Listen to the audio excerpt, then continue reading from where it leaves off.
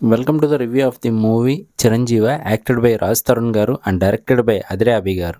అదేనండి, జబర్దస్త్ అదిరే అభి ఉన్నారు కదా, ఆయన అభినయ్ కృష్ణ గారు అనమాట.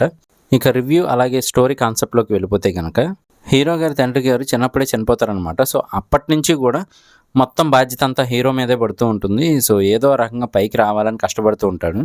అలాగే ఇంటి పక్కనే ఉన్న అమ్మాయిని అయితే లవ్ చేస్తారనమాట. హీరో వాళ్ళ తల్లిగారు మాత్రం చిన్నప్పటి నుంచి పూజలు చేస్తూనే ఉంటారు రోజు.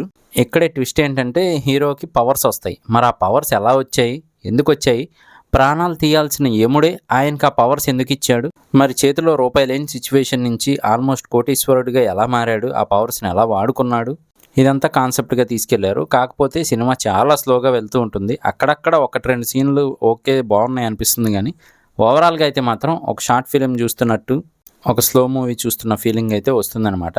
కానీ ఓవరాల్గా అయితే ఒక డిఫరెంట్ కాన్సెప్ట్ అని అయితే చెప్పొచ్చు. యాక్టర్స్ కూడా మనకి ఎక్కువగా జబర్దస్త్లో నటించిన వాళ్ళు వీళ్ళే కనబడుతూ ఉంటారనమాట.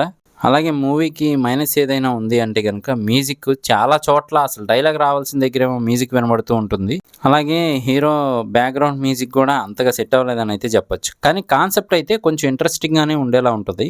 అలాగే ఇక రాజ్ తరుణ్ గారి విషయానికి వస్తే కనుక, చాలా గ్యాప్ తర్వాత మళ్ళీ అయితే మూవీ వచ్చింది, కానీ అంతగా ఆకట్టుకోలేకపోయింది. ఈ మూవీ అయితే కనుక ఆహాలో ఉంది. చూడకపోతే చూడాలనిపిస్తే ఒకసారి చూడండి. ఇది మూవీ చూసిన తర్వాత నాకు అనిపించిన ఫీలింగ్ మాత్రమే. చూశాక మీకేమనిపించింది అనేది కింద కామెంట్ చేయడం మర్చిపోకండి. నేను మీ ప్రసాద్, మళ్ళీ నెక్స్ట్ వీడియోలో కలుస్తాను. Love you all.